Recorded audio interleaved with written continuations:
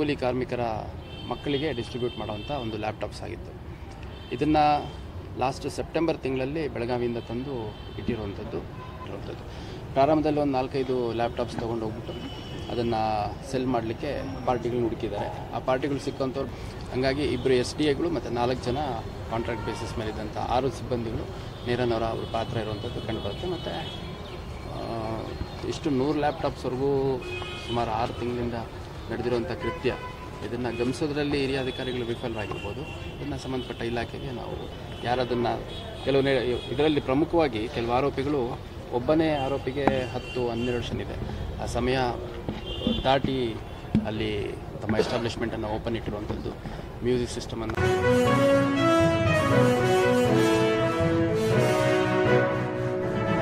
ಕಾರ್ಮಿಕ ಇಲಾಖೆಯಲ್ಲಿ ಕಳ್ಳತನವಾಗಿದ್ದ ಲ್ಯಾಪ್ಟಾಪ್ಗಳ ವಶ.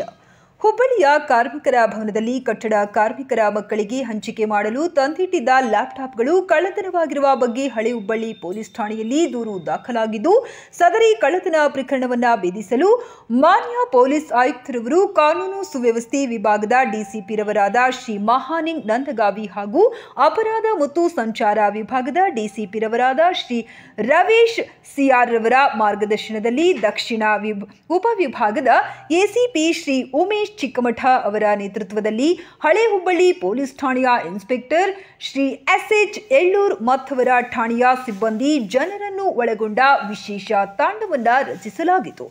ಸದರಿ ತಂಡವು 2 ಅನುಮಾನಾಸ್ಪದವಾಗಿ ಕಂಡುಬಂದ ಕೃಷ್ಣ ಮತ್ತು ದೀಪಕ್ ಎಂಬ 2 ಆರೋಪಿಗಳನ್ನು ವಿಚಾರಣೆಗೊಳಪಡಿಸಿದ್ದು, ಈ 2 ತಮ್ಮ ಸಹಚರರೊಂದಿಗೆ ಕಳ್ಳತನ ಮಾಡಿದ್ದು ಕಂಡುಬಂದಿದ್ದು, ಇವರೊಂದಿಗೆ ಕಳ್ಳತನದಲ್ಲಿ ಭಾಗಿಯಾಗಿದ್ದ ನಾಗರಾಜ್, ಸುಭಾಷ್, ಶ್ರೀನಿವಾಸ್ ಮತ್ತು ದರ್ಶನ್ ಎಂಬ 4 ಆರೋಪಿಗಳನ್ನು ವಶಕ್ಕೆ ಪಡೆದು ವಿಚಾರಣೆಗೆ ಒಳಪಡಿಸಿದ್ದು, ಕಳ್ಳತನ ಮಾಡಲು ಮತ್ತು ಕದ್ದ ಲ್ಯಾಪ್ಟಾಪ್ಗಳನ್ನು ಮಾರಾಟ ಮಾಡಲು ಸಹಕರಿಸಿದ್ದ ಮಹಿಳೆಯೊಬ್ಬಳನ್ನ ಒಳಗೊಂಡ 20 ಜನ ಆರೋಪಿಗಳನ್ನು ಪತ್ತೆ ಹಚ್ಚಿದ್ದು, ಪ್ರಕರಣಕ್ಕೆ ಸಂಬಂಧಪಟ್ಟಂತೆ ಒಟ್ಟು 26 ಜನ ಆರೋಪಿಗಳನ್ನು ಬಂಧಿಸುವಲ್ಲಿ ತಂಡವು ಯಶಸ್ವಿಯಾಗಿದ್ದು, ಬಂಧಿತರಿಂದ ಕಳ್ಳತನವಾಗಿದ್ದ 45 ಲಕ್ಷ ರೂಪಾಯಿ ಮೌಲ್ಯದ 83 ಲ್ಯಾಪ್ಟಾಪ್ಗಳು, ಕೃತ್ಯಕ್ಕೆ ಬಳಸಿದ 1 ಕಾರ್, 2 ಆಟೋ ಮತ್ತು 2 ಬೈಕ್ ಸೇರಿದಂತೆ ಒಟ್ಟು 60 ಲಕ್ಷ ರೂಪಾಯಿ ಮೌಲ್ಯದ ಸ್ವತ್ತುಗಳನ್ನು ವಶಪಡಿಸಿಕೊಂಡು ಆರೋಪಿಗಳನ್ನು ನ್ಯಾಯಾಂಗ ಬಂಧನಕ್ಕೆ ಹಾಜರುಪಡಿಸಿರುತ್ತಾರೆ. ಸದರಿ ಕಳ್ಳತನ ಪ್ರಕರಣವನ್ನು ಭೇದಿಸುವಲ್ಲಿ ಯಶಸ್ವಿಯಾದ ಹಳೆ ಹುಬ್ಬಳ್ಳಿ ಪೊಲೀಸ್ ಠಾಣೆಯ ಇನ್ಸ್ಪೆಕ್ಟರ್ ಮತ್ತು ಸಬ್ ಇನ್ಸ್ಪೆಕ್ಟರ್ ಮತ್ತವರ ಠಾಣೆಯ ಸಿಬ್ಬಂದಿ ಜನರ ಕಾರ್ಯವೈಖರಿಯನ್ನ ಮಾನ್ಯ ಪೊಲೀಸ್ ಆಯುಕ್ತರು ಮತ್ತು ಹಿರಿಯ ಪೊಲೀಸ್ ಅಧಿಕಾರಿಗಳು ಶ್ಲಾಘಿಸಿ ಪ್ರಶಂಸೆ ವ್ಯಕ್ತಪಡಿಸಿರುತ್ತಾರೆ. ತಮಗೆಲ್ಲ ತಿಳಿದಿರೋಂಗೆ ಹಳೆ ಹುಬ್ಬಳ್ಳಿ ಪೊಲೀಸ್ ಠಾಣೆಯಲ್ಲಿ ಇದೇ ತಿಂಗಳು ಒಂದು ಪ್ರಕರಣ ದಾಖಲಾಗಿತ್ತು. ಕಾರ್ಮಿಕ ಇಲಾಖೆಯಲ್ಲಿ ಕಾರ್ಮಿಕರ ಮಕ್ಕಳು ಯಾರಿರ್ತಾರೆ ಅವ್ರಿಗೆ ಡಿಸ್ಟ್ರಿಬ್ಯೂಟ್ ಮಾಡಲಿಕ್ಕೆ ಅಂತ ತಂದಿಟ್ಟಿದ್ದಂತಹ ಲ್ಯಾಪ್ಟಾಪ್ಸ್ ಸುಮಾರು 101 ಸಂಖ್ಯೆಯಲ್ಲಿ ಲ್ಯಾಪ್ಟಾಪ್ಸು ನಾಪತ್ತೆಯಾಗಿದೆ ಅಂತಂದು ಲೇಬರ್ ಡಿಪಾರ್ಟ್ಮೆಂಟ್ ಅಸಿಸ್ಟೆಂಟ್ ಕಮಿಷನರ್ ಅವರು ಕಂಪ್ಲೇಂಟನ್ನು ಕೊಟ್ಟಿದ್ದರು. ಈ ಲ್ಯಾಪ್ಟಾಪ್ಸು ಬೆಳಗಾವಿಯಿಂದ ತೊಗೊಂಬಂದು ಇಲ್ಲಿ ಕಾರ್ಮಿಕ ಭವನ ಏನಿದೆ, ಕಾರ್ಮಿಕ ಇಲಾಖೆಯ ಕಟ್ಟಡ ಏನಿದೆ, ಅದರಲ್ಲಿ ಒಂದು ಸ್ಟೋರ್ ರೀತಿಯಲ್ಲಿ ಏನು ಮಾಡ್ಕೊಂಡಿದ್ರು, ಅದರಲ್ಲಿ ಇಟ್ಟಂತಹ ಲ್ಯಾಪ್ಟಾಪ್ಸ್ ಆಗಿತ್ತು. ಮತ್ತು ಇವು ಹಾವೇರಿ ಜಿಲ್ಲೆಯ ಕೂಲಿ ಕಾರ್ಮಿಕರ ಮಕ್ಕಳಿಗೆ ಡಿಸ್ಟ್ರಿಬ್ಯೂಟ್ ಮಾಡುವಂಥ ಒಂದು ಲ್ಯಾಪ್ಟಾಪ್ಸ್ ಆಗಿತ್ತು. ಇದನ್ನು ಲಾಸ್ಟ್ ಸೆಪ್ಟೆಂಬರ್ ತಿಂಗಳಲ್ಲಿ ಬೆಳಗಾವಿಯಿಂದ ತಂದು ಇಟ್ಟಿರುವಂಥದ್ದು.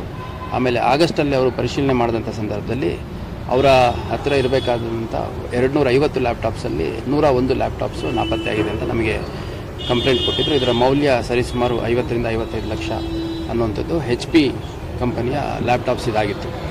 ನಂತರದಲ್ಲಿ ನಾವು ಪ್ರಕರಣ ದಾಖಲಾದ ತಕ್ಷಣ ಅನುಮಾನಾಸ್ಪದ ಮತ್ತು ಶಂಕಿತ ವ್ಯಕ್ತಿಗಳು ಯಾರ್ಯಾರಿದ್ದಾರೆ ಅವ್ರನ್ನೆಲ್ಲ ನಾವು ವೆರಿಫೈ ಮಾಡಿದಂಥ ಸಂದರ್ಭದಲ್ಲಿ ಅಲ್ಲೇ ಕೆಲಸ ಮಾಡ್ತಿದ್ದಂತಹ ಕೃಷ್ಣ ಮತ್ತು ದೀಪಕ್ ಅನ್ನುವಂಥ 2 ವ್ಯಕ್ತಿಗಳು ಈ ಒಂದು ಲ್ಯಾಪ್ಟಾಪನ್ನು ಕದ್ದಿರುವಂಥದ್ದು ನಮಗೆ ತನಿಖೆಯಲ್ಲಿ ಕಂಡುಬಂತು. ಅದ್ರ ಜೊತೆಗೆ ಮತ್ತು ಇಲಾಖೆಯಲ್ಲಿ ಯಾರಾದರೂ ಇವರಿಗೆ ಸಹಕರಿಸಿದಾರಾ ಅಂತಂದು ನಾವು ನಿರಂತರವಾಗಿ ಬೇರೆ ಬೇರೆ ಮೂಲದಲ್ಲಿ ವಿಚಾರಣೆ ಮಾಡಿ ಮತ್ತು ತಾಂತ್ರಿಕ ಟೆಕ್ನಿಕಲ್ ಇನ್ಪುಟ್ಸ್ ಬೇಸಿಸ್ ಮೇಲೆ ನಾವು ಇನ್ವೆಸ್ಟಿಗೇಷನ್ ಮಾಡಿದಂಥ ಸಂದರ್ಭದಲ್ಲಿ 2 SDAಗಳು ಇನ್ವಾಲ್ವ್ ಆಗಿರುವಂಥದ್ದು ಮತ್ತು ಇನ್ನಿಬ್ಬರು ಹೆಚ್ಚುವರಿ ಕಾಂಟ್ರಾಕ್ಟ್ ಬೇಸಿಸಲ್ಲಿರುವಂಥ ಸಿಬ್ಬಂದಿಗಳು, ಅವರ ಹೆಸರು ನಾಗರಾಜು, ಸುಭಾಷ್, ಶ್ರೀನಿವಾಸ್ ಮತ್ತು ದರ್ಶನ್ ಅಂತ, ಒಟ್ಟು 4 ಜನ ಸೇರಿದಂತೆ 6 ಜನ ಇಲಾಖೆಯಲ್ಲಿ ಕೆಲಸ ಮಾಡುವಂಥವರು ಈ ಒಂದು ಕೃತ್ಯ ಮಾಡಿರುವಂಥದ್ದು ಕಂಡು ಬಂದಿದೆ. ಈ 101 ಲ್ಯಾಪ್ಟಾಪ್ಸ್ಗಳನ್ನು ಅವರು ಒಂದೇ ದಿವಸ ಕದ್ದಿರುವಂಥದ್ದಲ್ಲ, ಸರಿಸುಮಾರು ಒಂದು 6 ತಿಂಗಳು ಪೀರಿಯಡಲ್ಲಿ ಕದ್ದಿರುವಂಥದ್ದು ನಮ್ಮ ತನಿಖೆಯಲ್ಲಿ ಕಂಡು ಬಂದಿದೆ. ಮತ್ತು ಈ ಒಂದು ಸ್ಮಾಲ್ ವೆಂಟಿಲೇಷನ್ಗೆ ಅಂತ ಸ್ಲೈಡಿಂಗ್ ವಿಂಡೋ ಇರುವಂಥ ಒಂದು ವಿಂಡೋ ಇದೆ. ಆ ವಿಂಡೋದಲ್ಲಿ ಇಳಿದ್ಬಿಟ್ಟು ಇವರು ಕದ್ದಿರುವಂಥದ್ದು. ಅಲ್ಲಿ ನೈಟ್ ಗಾರ್ಡ್ ಇರ್ತಾರೆ, ಹಾಗಾಗಿ ಡೇ ಟೈಮಲ್ಲಿ ಕದಿಬೇಕು. ಡೇ ಟೈಮಲ್ಲಿ ಕದಿಬೇಕು ಅಂತಂದಾಗ ಹಾಲಿಡೇಸ್ ಮತ್ತು ವೀಕೆಂಡ್ ಇದ್ದಂಥ ಸಂದರ್ಭದಲ್ಲಿ ಈ ಒಂದು ಕೃತ್ಯಗಳನ್ನು ಮಾಡಿರುವಂಥದ್ದು. ಪ್ರಾರಂಭದಲ್ಲಿ ಒಂದು 4-5 ಲ್ಯಾಪ್ಟಾಪ್ಸ್ ತೊಗೊಂಡು ಹೋಗ್ಬಿಟ್ಟು ಅದನ್ನು ಸೆಲ್ ಮಾಡಲಿಕ್ಕೆ ಪಾರ್ಟಿಗಳನ್ನ ಹುಡುಕಿದ್ದಾರೆ. ಆ ಪಾರ್ಟಿಗಳು ಸಿಕ್ಕಂಥವ್ರು ಭಾಳ ಕಡಿಮೆ ರೇಟಿಗೆ ಇದೆ. 55,000 ರೂಪಾಯಿ ಲ್ಯಾಪ್ಟಾಪ್ನ ಕೇವಲ 10,000, 12,000, 15,000 ಈ ಥರ ಮೊತ್ತದಲ್ಲಿ ನಮ್ಮ ಕಂಪ್ನಿ ಒಂದರಲ್ಲಿ ಪ್ರಾರಂಭದಲ್ಲಿ ಹೇಳಿದೆ, ಒಂದು ಕಂಪ್ನಿದು ನಮಗೆ ಹೋಲ್ಸೇಲಲ್ಲಿ ಬೈ ಮಾಡಿದ್ದೀವಿ ಅಂತ. ನಂತರದಲ್ಲಿ ಹಿಂಗೆ ಇಲಾಖೆದೇ ನನಗೆ ಮಾರಾಟ ಮಾಡಿಬಿಟ್ಟು ಇದು ಮಾಡಲಿಕ್ಕೆ ಕೊಟ್ಟಿದ್ದಾರೆ ಅನ್ನೋ ಟೈಪ್ ಒಬ್ಬೊಬ್ರಿಗೆ ಒಂದೊಂದು ರೀತಿ ಹೇಳಿದ್ದಾರೆ. ನಂತರದಲ್ಲಿ ಯಾರು ಕಾಂಟ್ಯಾಕ್ಟ್ ಆಗ್ತಾರೆ ಅವರಿಗೆ 3-4 ಲ್ಯಾಪ್ಟಾಪ್ ಫಸ್ಟಿಗೆ ಕೊಟ್ಟಿದ್ದಾರೆ. ಅದರ ನಂತರ ಆ 3-4 ಲ್ಯಾಪ್ಟಾಪ್ ಪಡ್ಕೊಂಡಂಥವ್ರು ಮತ್ತು ಬೇರೆ ಬೇರೆ ಕ್ಲೈಂಟ್ಸನ್ನು ಐಡೆಂಟಿಫೈ ಮಾಡಿಕೊಂಡು ಒಂದು ಪ್ರಾಪರ್ ನೆಟ್ವರ್ಕ್ ಟೈಪ್ ಮಾಡಿಕೊಂಡು ಯಾರು ಅಲ್ಟಿಮೇಟ್ ಬಯರ್ ಯಾರಿದ್ದಾರೆ ಅವ್ರನ್ನ ಐಡೆಂಟಿಫೈ ಮಾಡುವಂಥದ್ದು ಒಂದು ಪ್ರಾಪರ್ ನೆಟ್ವರ್ಕ್ ರೀತಿ ಮಾಡ್ಕೊಂಡಿದ್ದಾರೆ. ಮತ್ತು ಈ ಒಂದು ಫಸ್ಟ್ ಲೆವೆಲಲ್ಲಿ ಯಾರು ಈ 6 ಜನ ಎಂಪ್ಲಾಯೀಸಲ್ಲಿ 2 ಎಂಪ್ಲಾಯೀಸ್ ಇದ್ದಾರೆ, ಅವ್ರು ನೇರವಾಗಿ ಪಾರ್ಟಿಗಳಿಗೆ ಕೊಟ್ಟಿರುವಂಥದ್ದು.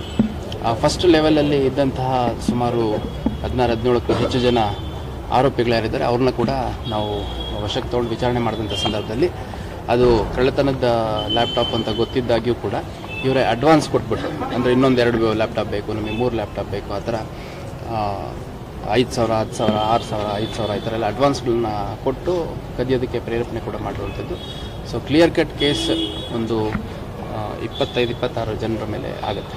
ಸೊ ಆ ಎಲ್ಲರನ್ನೂ ಅರೆಸ್ಟ್ ಮಾಡಿದ್ದಾರೆ. ಮತ್ತು ಅವ್ರುಗಳಿಂದ ಫರ್ದರ್ 1-2 ಲ್ಯಾಪ್ಟಾಪ್ ತೊಗೊಂಡಿರುವಂಥವ್ರು ಕೂಡ ಇದ್ದಾರೆ. ಆ್ಯಸ್ ಎ ರಿಸೀವರ್ಸು ಅವ್ರುಗಳನ್ನೂ ಕೂಡ ಯಾರ್ಯಾರು ಅಂತ ಐಡೆಂಟಿಫೈ ಮಾಡಿದ್ದಾರೆ. ಒಟ್ಟು ಈ ತನಿಖೆಯಲ್ಲಿ 6 ಜನ ಇಲಾಖೆಯವರು ಸೇರಿದಂತೆ ಹೊರಗಿನ ಸುಮಾರು 20 ಜನ, ಅವರು ಹುಬ್ಬಳ್ಳಿ, ಧಾರವಾಡ ಮತ್ತು ಧಾರವಾಡದ ಹೊರವಲಯದಲ್ಲಿರುವ ಧಾರವಾಡ ಜಿಲ್ಲೆಯ ಕೆಲ ವ್ಯಕ್ತಿಗಳು ಕೂಡ ಇದ್ದಾರೆ.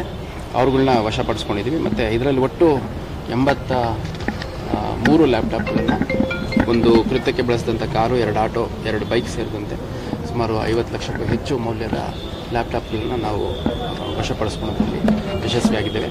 ಮತ್ತು ಭಾಳ ಕಡಿಮೆ ಸಮಯದಲ್ಲಿ ಮತ್ತು ಇಷ್ಟು ಕ್ವಿಕ್ಕರ್ ಇನ್ವೆಸ್ಟಿಗೇಷನ್ನು ಮಾಡಿರೋದ್ರಲ್ಲಿ ನಮ್ಮ ಓಲ್ಡ್ ಹುಬ್ಳಿ ಇನ್ಸ್ಪೆಕ್ಟ್ರು ಸುರೇಶ್ ಹೆಳ್ಳೂರು ಮತ್ತು ಅವರ ACP ಚಿಕ್ಕಮಠ ಅವರು, DCP ಕ್ರೈಮ್ ಮತ್ತು ಟ್ರಾಫಿಕ್ ಅವರು ಭಾಳ ಸಮಯ ಪ್ರಜ್ಞೆಯಿಂದ ಭಾಳ ತ್ವರಿತವಾದಂಥ ತುರ್ತಾದ ಗುಣಮಟ್ಟದ ತನಿಖೆಯನ್ನು ಮಾಡಿದ್ದಾರೆ. ಹಿರಿಯ ಅಧಿಕಾರಿಗಳ ಇನ್ವಾಲ್ವ್ಮೆಂಟು ಇದನ್ನು ಕದಿಯೋದ್ರಲ್ಲಾಗಲಿ ಅಥವಾ ಮತ್ತು ಮಾರೋದ್ರಲ್ಲಾಗಲಿ ಅದ್ರ ಬಗ್ಗೆ ಇರುವಂಥದ್ದು ನಮಗೆ ತನಿಖೆಯಲ್ಲಿ ಕಂಡು ಬಂದಿಲ್ಲ. ಭಾಳ ಸ್ಪಷ್ಟವಾಗಿ, ಯಾಕೆಂದರೆ ಇದೊಂದು ಸಪ್ರೇಟ್ ಸ್ಟೋರ್ ರೂಮ್ ಟೈಪ್ ಇರುತ್ತೆ. ಆ ಸ್ಟೋರ್ ರೂಮ್ದು ಇನ್ಚಾರ್ಜ್ ಯಾರು ಇರ್ತಾರೆ ಅವ್ರುಗಳು ಅದನ್ನು ಬೀಗ ಹಾಕ್ಕೊಂಡು ಯಾವಾಗ ಬೇಕು ಅಂತ ಹೇಳ್ತಾರೆ ಕೊಡುವಂಥದ್ದು ಇತ್ತು. 2 SDAಗಳು ಯಾಕೆ ಅಂತಂದರೆ ಅವರು ಈ ಒಂದು ಕೃತ್ಯ ನಡೀತಾ ಇರೋದು, ಇವರು ಕಳ್ಳತನ ಮಾಡ್ತಿರೋದು ಇವ್ರ ಗಮನಕ್ಕೆ ಬರುತ್ತೆ. ಬಂದಾಗಿಯೂ ಕೂಡ ಅವ್ರ ಕಡೆಯಿಂದ ಸ್ವಲ್ಪ ಹಣವನ್ನು ಇಸ್ಕೊಂಡು ಆಯ್ತು ನೀವು ಮಾಡ್ಕೊಳ್ಳಿ, ಅದಾದಾಗ ನೋಡ್ಕೊಳ್ಳೋಣ ಅನ್ನೋ ಟೈಪ್ ಭರವಸೆಯನ್ನು ಕೊಟ್ಟಿದ್ದಾರೆ. ಹಾಗಾಗಿ 2 SDAಗಳು ಮತ್ತು 4 ಜನ ಕಾಂಟ್ರಾಕ್ಟ್ ಬೇಸಿಸ್ ಮೇಲಿದ್ದಂಥ 6 ಸಿಬ್ಬಂದಿಗಳು ನೇರನವರ ಅವ್ರ ಪಾತ್ರ ಇರುವಂಥದ್ದು ಕಂಡು ಬರುತ್ತೆ. ಮತ್ತು ಇಷ್ಟು 100 ಲ್ಯಾಪ್ಟಾಪ್ಸ್ವರೆಗೂ ಸುಮಾರು 6 ತಿಂಗಳಿಂದ ನಡೆದಿರುವಂಥ ಕೃತ್ಯ, ಇದನ್ನು ಗಮನಿಸೋದ್ರಲ್ಲಿ ಹಿರಿಯ ಅಧಿಕಾರಿಗಳು ವಿಫಲರಾಗಿರ್ಬೋದು. ಇದನ್ನು ಸಂಬಂಧಪಟ್ಟ ಇಲಾಖೆಗೆ ನಾವು ತನಿಖೆ ಪ್ರಗತಿಯನ್ನು ತಿಳಿಸಿದಂಥ ಸಂದರ್ಭದಲ್ಲಿ ಅವರೇನು ಕ್ರಮ ತಗೋಬೋದು. 83 ಲ್ಯಾಪ್ಟಾಪ್ ಆಗಿದೆ ಔಟ್ ಆಫ್ 101. ಇನ್ನು ಉಳಿದದ್ದು ಕೂಡ ಅದರಲ್ಲಿ ಏನಾಗಿದೆ, ಇವನು ಆರೋಪಿಗಳು ಹೇಳುವಂಥದ್ದು ಮತ್ತು ಯಾರದನ್ನು ಕೆಲವು ಇದರಲ್ಲಿ ಪ್ರಮುಖವಾಗಿ ಕೆಲವು ಆರೋಪಿಗಳು ಒಬ್ಬನೇ ಆರೋಪಿಗೆ 10, 12, 8 ಈ ಥರ ಎಲ್ಲ ಲ್ಯಾಪ್ಟಾಪ್ಸನ್ನು ಕೊಟ್ಟಿರುವಂಥದ್ದಿದೆ. ಅವ್ರು ಹೇಳೋ ನಂಬರ್ ಇವ್ರು ಹೇಳೋ ನಂಬರಲ್ಲಿ ಸ್ವಲ್ಪ ವ್ಯತ್ಯಾಸ ಇದೆ. ಇವ್ರು ಕೊಟ್ಟಿರೋರು ಹೇಳ್ತಾರೆ ನಾನು 10 ಕೊಟ್ಟಿದ್ದೀನಿ ಅಂತ, ಮಿಸ್ಕೊಂಡಿರೋರು ಹೇಳ್ತಾರೆ ನನಗೆ 6 ಕೊಟ್ಟಿರೋದು ಅಂತ. ಸೊ ಅವೆಲ್ಲ ಟೆಕ್ನಿಕಲಿ ಕೂಡ ಪತ್ತೆ ಮಾಡಲಿಕ್ಕೆ ಸಾಧ್ಯ ಇದೆ. ಇನ್ನು ಉಳಿದಂಥ ಲ್ಯಾಪ್ಟಾಪ್ಸ್ ಎಲ್ಲಿದ್ದಾವೆ ಅನ್ನೋದು ಆದಷ್ಟು ಬೇಗ ಪತ್ತೆ ಮಾಡ್ತಾರೆ. ಸರ್, ಕೆಲವೊಂದು ಖಾಸಗಿ ಹೋಟೆಲ್ಗಡೆ ಲೇಟ್ ನೈಟ್ ಪಾರ್ಟಿ ನಡೆಯುತ್ತೆ. ಸೊ ಅಂಥ ಇದ್ರ ಮೇಲೆ ಮೊನ್ನೆ ಒಂದು ವಿಡಿಯೋ ವೈರಲ್ ಆಗಿತ್ತು. ಅದಕ್ಕೆ ಸಂಬಂಧಪಟ್ಟ ಏನು ಕ್ರಮ ಕೈಗೊಂಡಿದೆ? ನಮ್ಮ APMC ಪೊಲೀಸ್ ಠಾಣಾ ವ್ಯಾಪ್ತಿಯಲ್ಲಿರುವಂತಹ ಒಂದು ಹೋಟೆಲ್, ರಾಯಲ್ ರೀಡ್ಸ್ ಅಂತ ಒಂದು ಹೋಟೆಲ್ ಇದೆ. ಆ ಹೋಟೆಲಲ್ಲಿ ನಿಯಮ ಬಾಹಿರವಾಗಿ ಸಮಯ ಏನು as per the permission, license permission ಇದೆ, ಆ ಸಮಯ ದಾಟಿ ಅಲ್ಲಿ ತಮ್ಮ ಎಸ್ಟಾಬ್ಲಿಷ್ಮೆಂಟನ್ನು ಓಪನ್ ಇಟ್ಟಿರುವಂಥದ್ದು, ಮ್ಯೂಸಿಕ್ ಸಿಸ್ಟಮನ್ನು ಪ್ಲೇ ಮಾಡಿರುವಂಥದ್ದು, ಪಾರ್ಟಿಗಳನ್ನು ಆಯೋಜನೆ ಮಾಡಿರುವಂಥದ್ದು ಮತ್ತು ಎಕ್ಸೈಸ್ ಸೇಲ್ಸ್ ಮಾಡುವಂಥದ್ದು. ಸೊ ಅದು ವೈಲೇಷನ್ ಇರೋದರ ಹಿನ್ನೆಲೆಯಲ್ಲಿ ನಮ್ಮ APMC ಪೊಲೀಸ್ ಠಾಣಾ ವ್ಯಾಪ್ತಿಯಲ್ಲಿ ಒಂದು ಪ್ರಕರಣವನ್ನು ದಾಖಲು ಮಾಡ್ಕೊಂಡಿದ್ದೀವಿ. ಪ್ರಕರಣ ದಾಖಲು ಮಾಡಿಕೊಂಡು ಆ ಒಂದು ಹೋಟೆಲ್ಗೆ ಸಂಬಂಧಪಟ್ಟಂಥ DVRನ್ನು ನಾವು ಸೀಸ್ ಮಾಡಿಕೊಂಡು ತನಿಖೆಯನ್ನು ಮಾಡ್ತಾ ಇದ್ದೀವಿ. ಅದರಲ್ಲಿ ಮುಖ್ಯವಾಗಿ ನಮಗೆ ಸದ್ಯದ ಮಾಹಿತಿ ಪ್ರಕಾರ ಕಂಡು ಬಂದಿರುವಂಥದ್ದು, ಒಂದು ಅಕ್ಕಪಕ್ಕದವರು ಭಾಳಷ್ಟು ಜನ ಅಲ್ಲಿ ಲೇಟ್ ನೈಟ್ ಕೂಡ ವೆಹಿಕಲ್ಸ್ ಓಡಾಡೋದ್ರಿಂದ ಅಲ್ಲಿ ನಮಗೆ